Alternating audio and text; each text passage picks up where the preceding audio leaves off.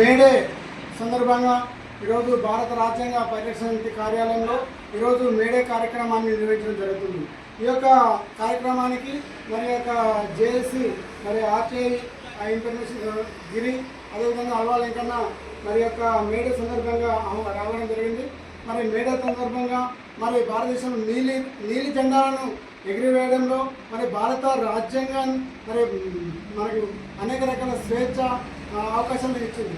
అటువంటి సందర్భంలో ఈరోజు మన మేడే అంటే మరి చికాగో నగరంలో మొదలైనటువంటి యొక్క మేడే ఉద్యమము మరి భారతదేశంలో మరి సందర్భంలో మరి తప్పకుండా మన భారతదేశంలో ఉన్నటువంటి బడుగు బలహీన వర్గాల మరి అందరూ కలిసి మేడే సందర్భంగా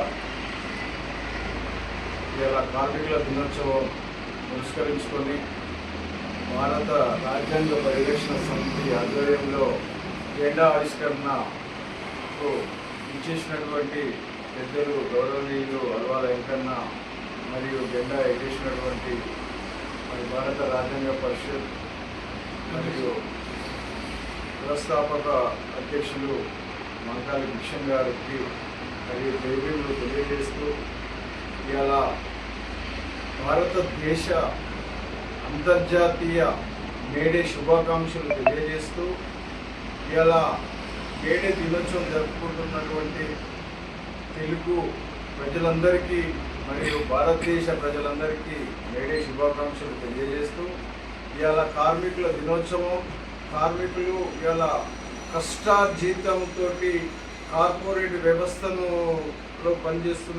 పనిచేస్తూ వాళ్ళ కాలయాపనతోటి ప్రతి ఒక్క కార్మికుల కష్టంతో ఇలా వాళ్ళు ధనవంతులు ధనికులుగా వాళ్ళు మిగులుతున్నారు. మా శ్రమజీవి ఎక్కడ శ్రమజీవి లెక్కనే ఉంటున్నారు.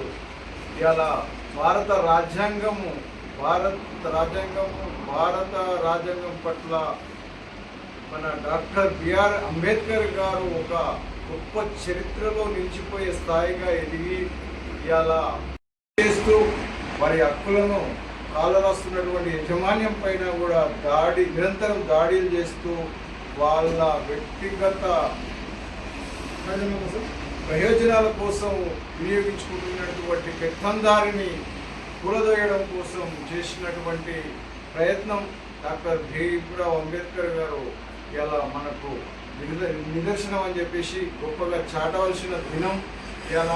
ఇలా భారత రాజ్యాంగ పరిషత్ జెండా ఆవిష్కరణ చేసి ఇలా 99వ జెండా మాలలు అంబేద్కర్ మాల వేస్తున్నటువంటి మంకాలి భిక్షన్ గారికి జైభీములు తెలియజేస్తూ ఇలా కంపెనీలలో పనిచేస్తున్నటువంటి కార్మికులకు తగ్గ వారి శ్రమకు తగ్గ ఫలితం దక్కాలంటే వారికి కనీస వేతనం నెలకు 30,000 రూపాయలు గవర్నమెంట్ ఖచ్చితంగా వాళ్లకు శ్రమకు తగ్గ ఫలితం ఇవ్వాలని చెప్పేసి గవర్నమెంట్ ఖచ్చితంగా దాన్ని పట్టించుకొని ప్రైవేటు కంపెనీల్లో పనిచేస్తున్నటువంటి కార్మికుల పక్షాన ప్రభుత్వం ముందుండి నడిపించాలని చెప్పేసి ప్రతి ఒక్క కంపెనీలో పనిచేసే వాళ్లకు ఉచితంగా నెల వాళ్లకు ఆరోగ్య పరిస్థితులను దృష్టిలో ఉంచుకొని వారికి తక్షణమే ఆరోగ్య బీమా మరియు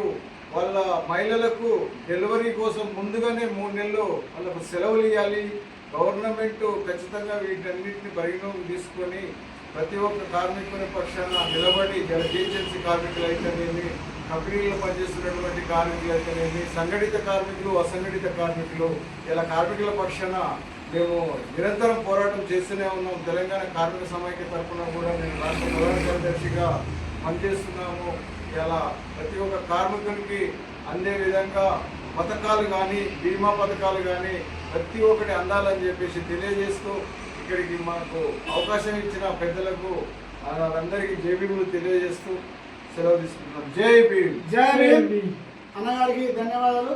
వాస్తవానికి అన్నట్టుగా మరి కార్మికుల రక్షణ కోసం పోరాడుతున్న మనందరికీ వాసన చెప్పాలంటే మరి యొక్క బీజేపీ ప్రభుత్వం ఇప్పుడు ఎన్నో రకాల చట్టాలను తీసుకొచ్చి మరి భారతదేశాన్ని ఈ యొక్క కార్మికులను మళ్ళీ మన ధర్మంలోకి నెట్టే ప్రయత్నం చేస్తుంది. వాస్తవానికి బీజేపీ తీసుకొచ్చిన 4 కార్మిక చట్టాలు మరి ఏదైతే ఇంతకుముందు ఉన్నటువంటి భారతదేశంలో ఉన్నటువంటి యొక్క చట్టాలు ఉన్నాయో వాటిని అన్నింటినీ కొలవేసి మళ్ళీ ఈ 4 చట్టాల వల్ల వాళ్ళకు ఏమవుతుందంటే ఇప్పుడు మరి పని సంఖ్యను పెంచడం వల్ల మళ్ళీ ప్రజలు వెట్టి సాగికి గురవుతున్నారు. అంటే మన శ్రమ దోపిడీ, ఆర్థిక దోపిడీ జరుగుతున్న మనకు తెలియకుండానే మన శ్రమ దోపిడీ అవుతుంది, మనపై ఆర్థిక దోపిడీ జరుగుతుంది. అదేవిధంగా మరి యొక్క శ్రమ దోపిడీ కాకుండా మరి యొక్క ఆర్థిక దోపిడీ జరగకుండా అంతేందుకు ఇలా మన యొక్క 2,000 రూపాయల కరెన్సీ ఈ యొక్క బడుగు బలైన వర్గాల ఎవరి దగ్గర ఉందో చూడండి.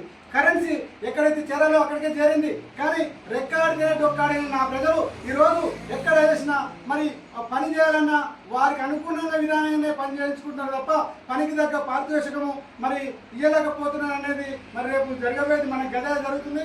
ఇవాళ 8 గంటలు చేసే పని 10 గంటలకు పొడిగించారంటే అర్థం చేసుకోవాల్సిన అవసరం ఉంది. అంటే మళ్ళీ వెట్టి చాకిరి మన ప్రజలను మరి యొక్క అగ్రవర్ణాల పేరుతో మళ్ళీ వెట్టి చాకిరికి గురి చేయడానికి మనకు తెలియకుండానే వెట్టి చాకిరి వస్తుందనే విషయాన్ని మనం గుర్తెరిగి మరి భౌతిక దాడులు మనకు జరుగుతూనే ఉన్నాయి. వీటిని గమనించి మరి బహుజనులంతా ఏకమై మరి ప్రపంచ కార్మికులారా ఏకం కండి అని శ్రీకాకుళంలో జరిగినటువంటి యొక్క ప్రకటన ఏదైతుందో మరి ఇప్పుడు కూడా మరి ప్రపంచ కార్మికులారా వాస్తవానికి ఎస్సీ, ఎస్టీ, బీసీ మైనారిటీలందరూ 87% ఉన్నటువంటి మనము కేవలం ఒక 13% ఉన్నటువంటి ఈ యొక్క అగ్రవర్ణాల చేతిలో ఎందుకు ఆధిపత్యం జరుగుతుంది అంటే మనమే ఐక్యత లోపం. ఈ యొక్క ఐక్యత లోపం వల్ల మనకు అన్యాయం జరుగుతుంది. దయచేసి బడుగు బలైన వర్గాల వల్ల అందరూ ఏకమై బహుజన రాజ్యాధికారం కోసం ముందు చేయవలసిన అవసరం ఉంది. అంతేకాకుండా మరి డాక్టర్ బాబాసాహెబ్ అంబేద్కర్ ఏం చెప్పిందంటే రాజ్యాంగంలో సమానత్వం ఉంది, సమాజంలో లేదన్నాడు. మరి రాజ్యాంగ హక్కులు నెరవేరాలంటే మరి అందరూ ఏకతాటిగా ప్రయాణం చేయవలసిన అవసరం ఎంత ఉంది. వాస్తవానికి దళితుడు రాజ్యాధికారం చేపట్టినప్పుడే దళిత బాగోగులు బాగుపడతాయని చెప్తుడు. అటువంటిప్పుడు మరి దళితులు మరి ముందుకు వెళ్ళడం కోసము మరి దళితులను ఐక్యత చేసే సందర్భంలో మరి అగ్రవర్ణాల శక్తులు ఈరోజు డాక్టర్ మరి బాబు జగ్జీవన్రావు కూడా ప్రధానమంత్రికి అయ్యే అవకాశం ఉన్నప్పటికీ కూడా మరి ఎందుకు కాలేదంటే ఆ యొక్క అగ్రవర్ణ శక్తులు మనలను అక్కడనే ఆపడం జరుగుతుంది. మనలో కూడా మరి ఆర్థికంగా మరి రాజకీయంగా అన్ని రకాల మరి డబ్బు అన్ని రకాలు ఉన్న వాళ్ళు కూడా మనం ముందుకు పోతుంటే మన పైన ఉన్న శక్తులను ఎదగడానికి చేస్తున్న సందర్భంలో మరి తప్పకుండా మరి దళిత ఐక్యత కోసం మరి కొట్లాడి దళితుల ఐక్యత పెంపొందించవలసిన ఉందని చెప్పి ఈ సభముగా తెలియజేస్తూ మీ అందరికీ జై భీములు. దళిత ఐక్యత కోసం పోరాడవలసిన అవసరం ఉంది, బహుజన రాజ్యాధికారం కోసం పోరాడవలసిన అవసరం ఉంది. జై భీమ్, జై భీమ్.